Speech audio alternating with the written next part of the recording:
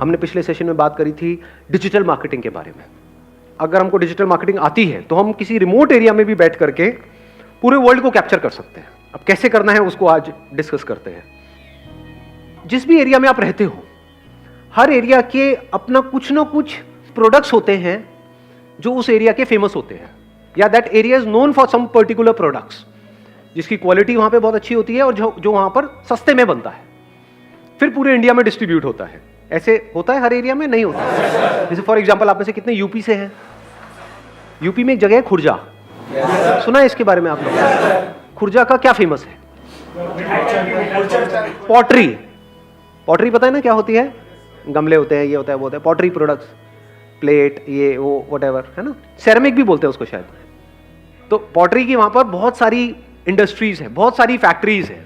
वहां पर जो चीज 100 रुपए की मिलती है, वो अगर आप यहां पर जाकर के थोड़ा सर्वे करोगे, दिल्ली में, बॉम्बे में, ऐसी जगहों पे, तो वहां पर वो 500 रुपए से 1000 रुपए, 2-2000 रुपए तक की मिलती है। इतना डिफरेंस है। तो अगर आप वहीं पर रह करके, उसी एरिया में रह करके, ऐसे गुजरात में कुछ एरियाज है जहां की मान लो साड़ी फेमस है, कहीं का कुछ फेमस है, कहीं का कुछ फेमस है, कुछ ऐसा जिसको आप पूरे वर्ल्ड में एक्सपोर्ट कर सको, मतलब पूरे वर्ल्ड को टारगेट कर सको। चलो वर्ल्ड को भी अभी हटा देते हैं शुरू के लिए, इंडिया से आप शुरू कर सको। तो अगर आपको डिजिटल मार्केटिंग आती है तो ये कितना मुश्किल है आपके लिए, अगर एक्चुअल में आती है तो।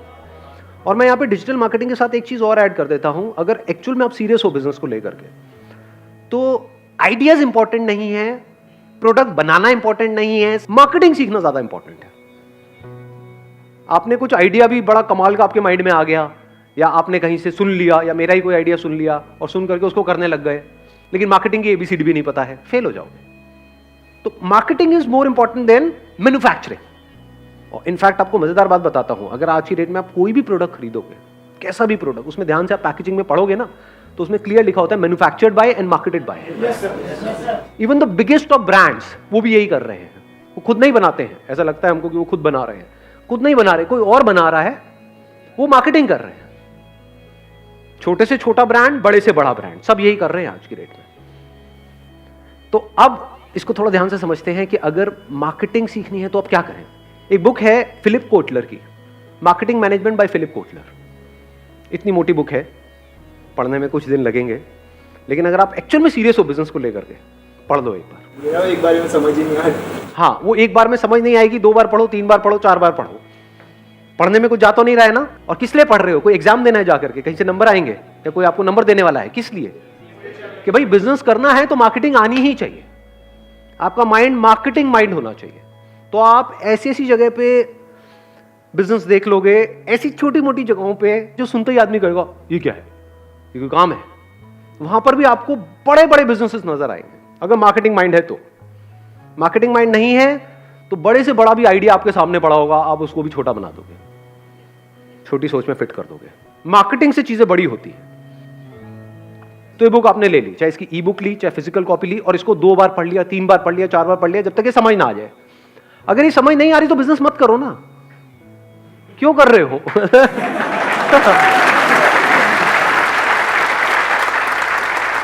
अब 2 बार पढ़ो, 3 बार पढ़ो, 4 बार पढ़ो, जब समझ आ जाए, मान लो 1 महीना लगा इस प्रोसेस में, तब सोचो बिजनेस करने का। अब कहो कि हाँ यार मेरे को फंडे तो समझ आ गए, फंडामेंटल्स मतलब थ्योरी समझ आ गई है बिजनेस की, अब प्रैक्टिकली करना है। तो पहले आपने वो बुक पढ़ी, उसके बाद में डिजिटल मार्केटिंग को सीखा, अब वो भी आपको अच्छे से समझ आएगी, क्योंकि मार्केटिंग इज मार्केटिंग। समझ गए ना, बेसिक फंडामेंटल सेम है, बस मीडियम अलग है। सो अब आपने क्या किया, आपने कहा कि मेरे एरिया का क्या यहां पर ऐसी चीज है जो फेमस है, प्लस सस्ता है, प्लस इसकी ऑल ओवर इंडिया में डिमांड है। ऐसा भी ना हो कि आपके एरिया में कोई चीज बनती है खाने पीने की, लेकिन और जगह पे उसमें किसी का कोई इंटरेस्ट ही नहीं है, या फिर अगर वो बनती भी है तो वो बनते ही 2 घंटे पे खराब हो जाती है। अब आप कहोगे मैं इसको पूरे इंडिया में करूंगा, तो तब तक तो भाई काम हो जाएगा। तो आपको क्या करना है, ऐसा कोई प्रोडक्ट ढूंढना है जिसको आप भेज भी सको। अब पॉटरी में क्या प्रॉब्लम आने वाली है, जैसे ही आप उसको कुरियर करोगे, there is a strong possibility वो टूटेगा। तो आपको यहां पे इस बिजनेस में सबसे पहले क्या फिगर आउट करना है, पैकेजिंग। साड़ी में ये प्रॉब्लम नहीं है, सूट में, लहंगे में, इन सब चीजों में ये प्रॉब्लम नहीं है, बट इसमें तो है ना। तो पैकेजिंग को आपको फिगर आउट करना है, और वो फिगर आउट करना कोई बहुत बड़ी बात नहीं है, उसमें दिमाग दौड़ाना है कि कैसे मैं थर्मोकोल लगा करके ये वो इतना मोटा लगाता हूं। तो उसमें थोड़ा एक्सपेरिमेंट करके भी देख सकते हो। कुछ पैक किया, यहां से किसी को, अपने किसी रिलेटिव को कुरियर किया, जैसे मान लो वहीं पे रहते हो, यूपी में, मेरठ में, या वहाँ पे कहीं भी आप रहते हो, तो वहाँ से आपने कहीं किसी को कोरियर किया, फिर पूछा फ़ोन करके, दिल्ली में, बॉम्बे में आपके रिलेटिव्स रहते होंगे, इसको क्या बोलते हैं, R&D, मतलब रिसर्च एंड डेवलपमेंट, समझ गए? आपने अलग अलग तरह की पैकिंग करके भेजा, उस पर नंबर लिख दिया 1 2 3, आपने पूछा अच्छा कौन सा सबसे बेस्ट कंडीशन में आया है, कौन सा टूट गया है, तो आपने जब ये R&D कर लिया और आपको कॉन्फिडेंस आ गया है कि मैं इस तरीके से भेज सकता हूं, अब आप क्या कर सकते हो, एक वेबसाइट बना सकते हो, क्योंकि डिजिटल मार्केटिंग आती है आपको। अब देखना, ध्यान से समझना, दो तरह के बिजनेसेस होते हैं। एक होता है एक तरह का मॉल, जैसे फॉर एग्जांपल Amazon हो गया, फ्लिपकार्ट हो गया, वो एक तरह का शॉपिंग मॉल है जहां पे सब कुछ मिलता है। एक होते हैं स्टोर्स ऑनलाइन, जहां पे एक पर्टिकुलर नीश सेगमेंट को टारगेट किया जाता है। नीश होता है मतलब इतने बड़े में से एक छोटे से सेगमेंट में आप एक्सपर्ट बन गए। जैसे ये वाली वेबसाइट्स भी हैं, प्लस ग्रोसरी की भी वेबसाइट्स हैं। हाँ, जबकि वहां पे ग्रोसरी भी मिलती है, फिर भी ग्रोसरी की एक अलग वेबसाइट है। बच्चों के प्रोडक्ट्स भी वहां पर मिलते हैं, लेकिन बच्चों के प्रोडक्ट्स की कुछ वेबसाइट्स हैं जो बहुत सक्सेसफुल हैं। तो वो क्या हो गए, वो स्पेशलाइज्ड हो गए एक पर्टिकुलर एरिया में। तो आप भी कुछ ऐसे ही करने वाले हो। आपको क्या करना है, एक नीश को आपने पकड़ लिया। नीश क्या है, पॉटरी को पकड़ा फॉर एग्जाम्पल। अब आप इसको इस तरीके से देखो, पूरे इंडिया में कहीं भी किसी को भी इससे रिलेटेड कोई भी प्रोडक्ट चाहिए, इसी सेगमेंट में हजारों प्रोडक्ट्स आते हैं। कप प्लेट से लेकर के गमले होते हैं, वास होता है, कुछ शो पीसेस होते हैं, बहुत तरह के प्रोडक्ट्स हैं, हजारों प्रोडक्ट्स आते हैं। इसकी आपने अपनी एक वेबसाइट बना ली, इसमें कोई प्रॉब्लम है? क्या आप प्रोडक्ट खुद बना रहे हो? प्रोडक्ट्स ऐसे चुनो जो आपको पता है कि जिसकी क्वांटिटीज रेडिली अवेलेबल होती है। आ रही है पूरी बात समझ में आ रही है? बिजनेस मॉडल समझ आ रहा है ना? हाँ, ऐसा कोई प्रोडक्ट मत पकड़ लेना कि जो आपको अभी तो मिल जाए, लेकिन मान लो उसके 100 ऑर्डर आ गए, अब वो प्रोडक्ट है ही नहीं, अब आप शिप ना कर पाओ। तो ऐसे प्रोडक्ट्स होने चाहिए जो आपको पता हो कि सबसे ज्यादा जो चलने वाली आइटम्स है, जो आपको पता है पिछले कई सालों से बन रही है और आगे भी बनती रहेगी, वो आप पहले ही उससे रिटेलर से पूछ लेना। अभी बहुत बड़े लेवल के टाइप के बारे में मत सोचो, मतलब you don't need to go directly to the manufacturer, क्योंकि वो सबसे पहले आपसे ये पूछेगा आपने किया क्या है, आप हो कौन, समझ गए? लेकिन उनके जो रिटेल आउटलेट्स हैं, वहां जो बंदे बैठे हैं, मान लो 2 4 5 साल से 10 साल से जॉब करते हैं, उनको पता तो सारा है कि क्या बिकता है क्या नहीं बिकता है। तो वहीं से आपने कुछ रिटेल में ही प्रोडक्ट्स परचेज कर लिए, समझ गए ना? कितने की इन्वेस्टमेंट हो गई आपकी? मान लो 10,000 रुपए की। अब आपको चाहिए एक ई कॉमर्स स्टोर, वो कहां से बनेगा? ई कॉमर्स वेबसाइट चाहिए, शॉपिफाई। किसने बोला ये? Let's give a big hand for him जी।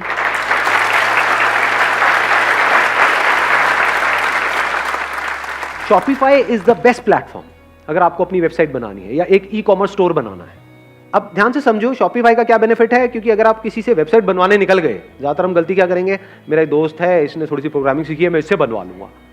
आप भी मरोगे, वो भी मरेगा, वो वेबसाइट कभी तैयार ही नहीं होगी। बनाते रहो और उसके बाद इतने बग्स होंगे उसके अंदर, बग्स पता है ना? हाँ, इतने बग्स होंगे कि वेबसाइट चलेगी ही नहीं, रोते रहोगे बैठे बैठे। तो ये गलती कभी मत करो।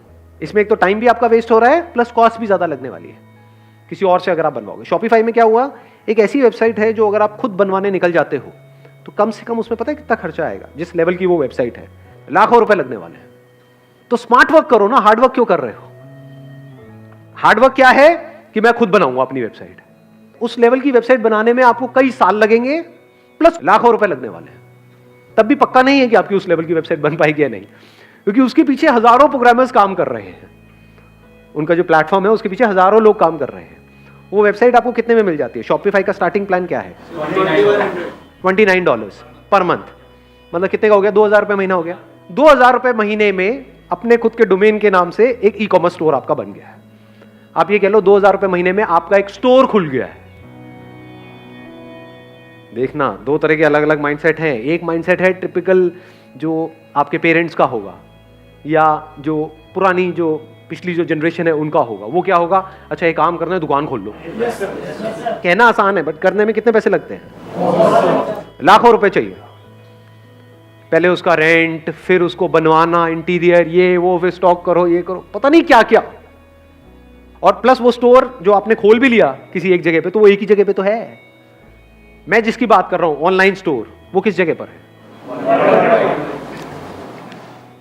आप 2,000 रुपए महीने में पूरे वर्ल्ड में पहुंच चुके हो। यानी खुर्जा बैठे बैठे आप यूएस में भी प्रोडक्ट्स बेच सकते हो। आपको कुछ नहीं करना है। शॉपिफाई में वो सारे ऑप्शंस ऑलरेडी है कि अगर कोई यूएस से आएगा तो उसको वहां पर जो प्राइसिंग है वो डॉलर्स में दिखेगी। कोई यूके से आएगा तो उसको वहां की करेंसी में दिखेगी, यूरोप से आएगा तो वहां की करेंसी में दिखेगी, इंडिया से आएगा तो यहां की करेंसी में दिखेगी। ये सब ऑटोमेटिक होगा, आपको कुछ नहीं करना है, आपको सिर्फ वहां पे लिस्ट करते चले जाना है अपने प्रोडक्ट्स को।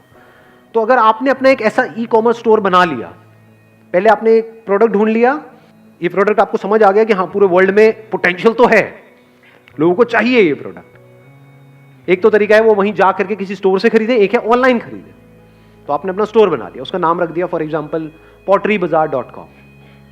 बाजार इसलिए क्योंकि बाजार is not just an Indian word, ये यूएस में भी लोग समझते हैं। तो नाम भी आपने ऐसा रखा जो इंटरनेशनली लोगों को समझ आए, मतलब इंडियंस को भी समझ आया, बाहर को भी समझ आया, सबको समझ आ गया। सो अब आपने क्या किया, अपना एक स्टोर बना लिया। उस स्टोर में आपने क्या किया, कुछ प्रोडक्ट्स खरीद लिए।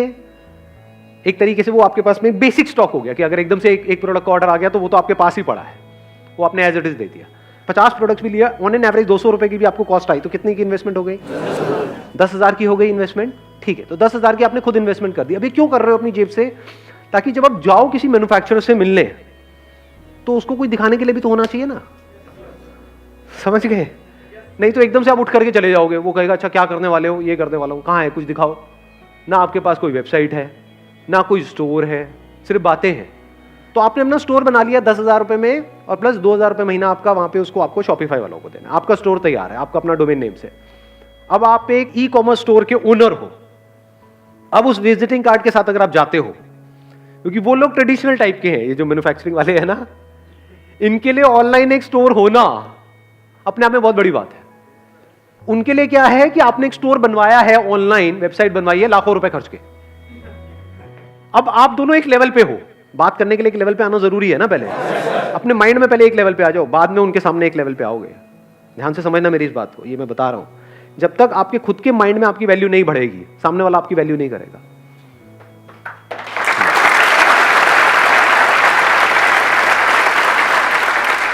आप कौन हो? आप फाउंडर एंड सीईओ हो पॉटरी बाजार के।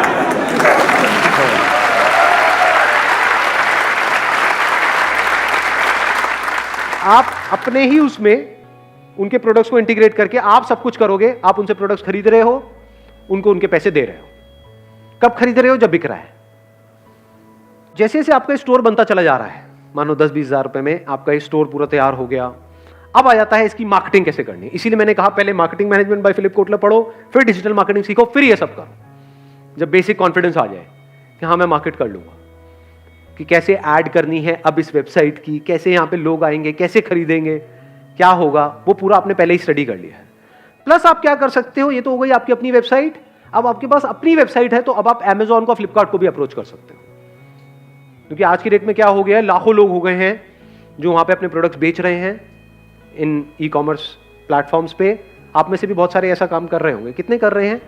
Amazon देख रहे हो, यहां पर भी इतने लोग बैठे हैं, तो बहुत लोग ऑलरेडी कर रहे हैं। तो पहले शुरू में क्या हुआ था, कोई भी आता था तो वो उसको अलाउ कर देते थे। आज उनके भी अपने नॉर्म्स स्ट्रिक्ट होते चले जा रहे हैं, अब वो हर किसी को नहीं लेते हैं। But if you have your own e commerce store, अब अगर आप इन लोगों को अप्रोच करते हो, Amazon को, फ्लिपकार्ट को, तो अब आप एक लेवल पे हो, तो वो भी आपको सीरियसली लेंगे। बिना किसी ऑनलाइन स्टोर के आप वैसे ही उनसे बात करते हो तो वो आपको ऐसे देखेंगे कि हाँ ठीक है, हमको हजारों लाखों लोग अप्रोच कर रहे हैं, आप भी उसी में से एक हो। बट अगर आपके पास में कुछ है, कुछ इंटरेस्टिंग, तो वो आपको सीरियसली लेंगे। आप समझे मैंने क्या बोला है? तो आप खुद भी डायरेक्टली भी कर रहे हो अपनी वेबसाइट के थ्रू पूरे वर्ल्ड में, प्लस इनके थ्रू भी कर रहे हो।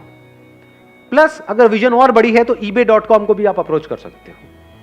उनकी दो तरह की वेबसाइट है, एक .com है, एक .in है। .in मतलब इंडिया के लिए हो गई, .com मतलब अगर उस पर आपका प्रोडक्ट लिस्ट हो गया तो आप यहीं बैठे बैठे, मतलब खुर्जा में बैठे बैठे आप यूएस की मार्केट को भी कैप्चर कर सकते हो, जहां पे वो लोग डॉलर्स में पे करेंगे। और उनके लिए अगर उनको चीज समझ आती है तो पैसे मायने नहीं रखते हैं।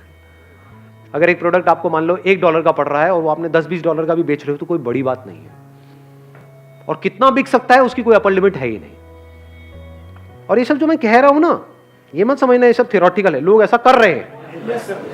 बहुत लोग इंडिया में ऑलरेडी ऐसा कर रहे हैं, लेकिन किसी को पता नहीं है, क्योंकि कोई किसी को बताता नहीं है। ये सारे पत्ते खुल रहे हैं अभी यहाँ पर। ये सारी इंफॉर्मेशन अंदर की जो है ना, ये इनसाइड इंफॉर्मेशन है, ये लीक हो रही है।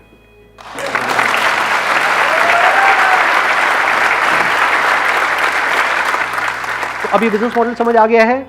आपका एक स्टोर बन गया potterybazaar.com और प्लस आपके और स्टोर्स खुल गए हैं और अलग अलग ई कॉमर्स जो पॉपुलर जो वेबसाइट्स हैं जो बहुत बड़े लेवल पे ऑपरेट कर रही है वहां पर भी एडवर्टाइजिंग के ऑप्शंस होते हैं कि जैसे ही वहां पे कोई मान लो कप प्लेट सर्च करेगा तो अब वहां पर भी Amazon पे भी ऐड कर सकते हो।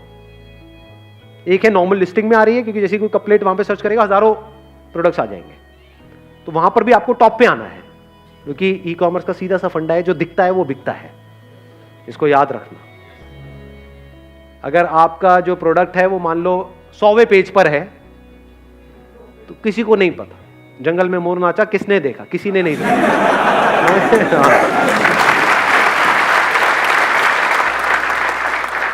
तो यहां पर आपको डिजिटल मार्केटिंग काम आने वाली है क्योंकि ज्यादातर लोग क्या करते हैं अपना स्टोर तो खोल देते हैं, फिर किसी ना किसी को हायर करते हैं अपनी मार्केटिंग करने के लिए।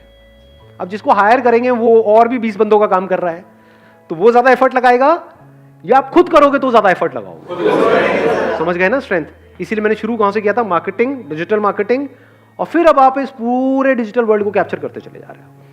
यहां पर लोग ऑलरेडी इस बिजनेस मॉडल के थ्रू कितना कमा रहे हैं, कुछ आइडिया है? महीने का कितना कमा रहे हैं? लाखों और करोड़ों। मैं कमाई की बात कर रहा हूं, सेल की बात नहीं कर रहा हूं। लोग ये जो बिजनेस मॉडल मैंने आपको बताया है इसके थ्रू लाखों करोड़ों रुपए ऐसा नहीं कमा सकते हैं, हजारों लोग ऑलरेडी कमा रहे हैं। और पूरे वर्ल्ड की बात करूं तो लाखों लोग महीने के लाखों रुपए इसके थ्रू कमा रहे हैं। तो किसी का दिमाग बंद होगा तो वो क्या कहेगा, मुश्किल है। दिमाग खुला होगा तो वो क्या कहेगा, अरे जब लाखों कर सकते तो मैं नहीं कर सकता क्या, मैं इतना क्या गुजरा हूं क्या।